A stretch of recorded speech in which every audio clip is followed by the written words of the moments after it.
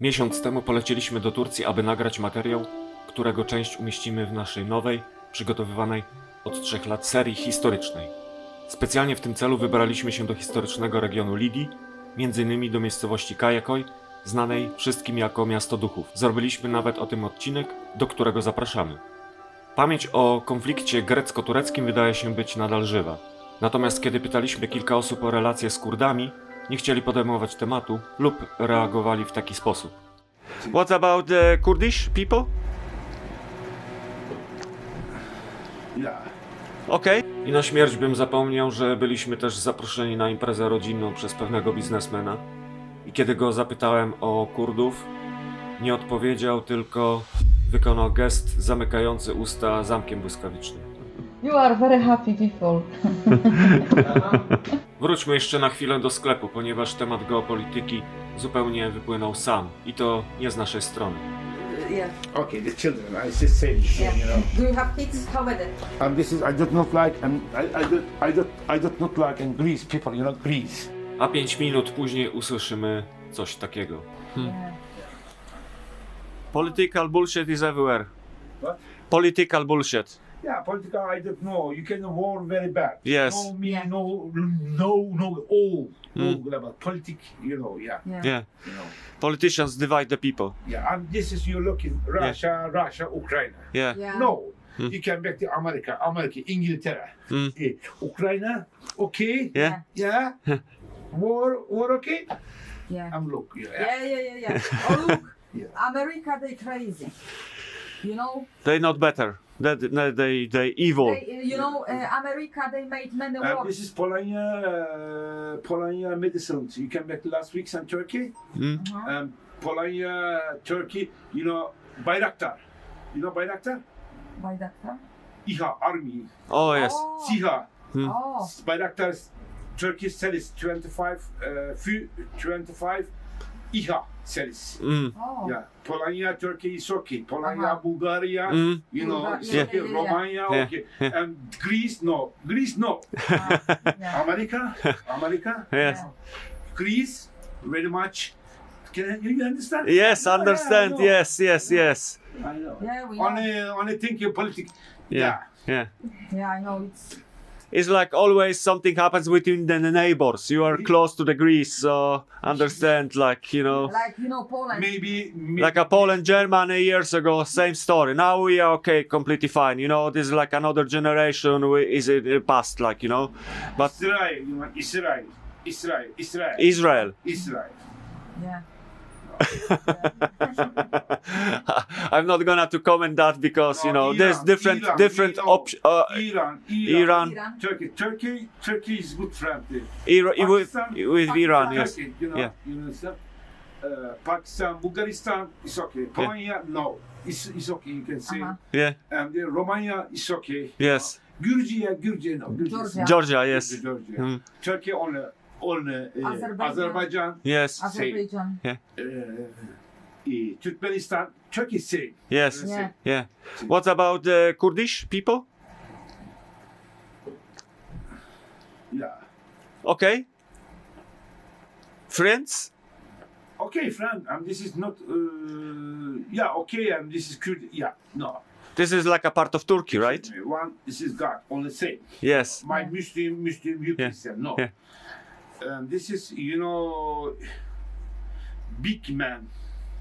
Only is politic. Yes. And this is, America and Russia. Yeah, no. Yeah, okay. And this is people say. Same people, yes, of course. This is Yeah. We're living on the one planet. You got your wife and buy spices, Yes. And spices this month and this month finish. Yes. I might go to the north side. No. You understand? Yeah. No. Pan ma słowo angielski, ale mają też Co, kochanie? obrazki świętych O. chrześcijan. Tymczasem zajmiemy się historią powiązaną z miastem duchów oraz terenów dzisiejszej Turcji i w tym celu cofniemy się w czasie o 7000 lat. Tylko w ten sposób uda nam się zrozumieć, jak doszło do ludobójstwa w Turcji na tak ogromną skalę. Zaczynamy. W starożytności obszar Turcji nazywany był Anatolią. Jest on kolebką rolnictwa, która dała początek najstarszym, znanym dziś ludzkości cywilizacjom. Porządek w tej chronologii burzy jednak słynny Göbekli Tepe, datowany nawet na 11 000 lat. Za wschodnią granicą tej krainy powstało też państwo Sumerów, czy też Mezopotamia, do której dołączyli później Mezowie. Ich potomkowie to dzisiejsi Kurdowie, kuzyni Persów, którzy wspólnie toczyli wojnę z Asyryjczykami. Do najstarszych ludów anatolijskich należał jednak zupełnie ktoś inny. To prastary indoeuropejski lud Hatti, który około 3000 lat temu został wchłonięty przez inne, znane z Biblii, indoeuropejskie plemię Chetytów. Około 1000 lat przed naszą erą państwo Chetytów upadło i zaczęła się grecka kolonizacja wybrzeży Anatolii w celach handlowych. Powstały też nowe państwa takie jak Frygia czy Lidia. Dowodem tego są ruiny, które możemy dziś podziwiać na całym wybrzeżu Turcji. 500 lat później, czyli w V wieku przed Chrystusem, Anatolia przeszła we władanie Persów, a w III wieku przed naszą erą Macedończyk, Aleksander Wielki, wchłonął je do swojego imperium. Po kolejnych 100 latach przyszły czasy Rzymian, które trwały aż do wczesnego średniowiecza i wtedy to prowincja imperium Anatolia została przekształcona na jego wschodnią część Bizancjum. W VII wieku do Anatolii przybyli Słowianie. Założyli nawet miasto Gordoserba w regionie Morza Czarnego. Około IX wieku Mongołowie wypchnęli z Azji Środkowej ludy tureckie, tzw. Turkmenów, którzy znaleźli schronienie w zachodnim Iranie, a potem we wschodniej części dzisiejszej Turcji. W okresie do XI wieku na ogromnym obszarze utworzono imperium Seldżuków, a potem w XIII wieku w miejscu wielu królestw tureckich zostało założone Imperium Osmańskie. Do wielkiej ekspansji tureckiej w Europie doszło po zajęciu Konstantynopola i upadku Bizancjum. Turcy wówczas zajęli całe Bałkany, a w IV wieku na terenie Bułgarii w bitwie pod Warną stracił życie Władysław III Warneńczyk, król Polski Węgier. Kres ekspansji Otomanów położył dopiero inny król, Jan III Sobieski.